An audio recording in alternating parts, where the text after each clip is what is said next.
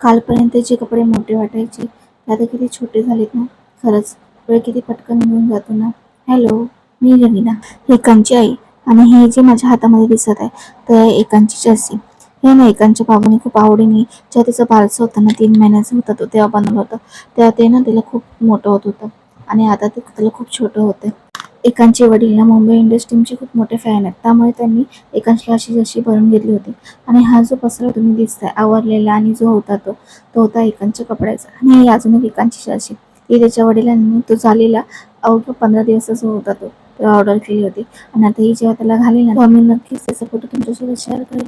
इकडे माझे त्याचे कपडे आवडून झाले होते आणि एकांचे छोटे कपडे आणि लंगोट बघून ना मला ना एक समजत होतं की एकांच्या ना प्रत्येक छोट्या कपड्यात ना एक आठवण दडलेली आहे. माझं बाळ आता खरंच मोठं होत चाललेलं आहे आणि यामुळेच मदत आईचा लवकर बाळ वाढत असताना आनंदाने हुरहूर दोन्ही एकत्र असतात. चला भेटूया पुढच्या ब्लॉगमध्ये. तोपर्यंत बाय.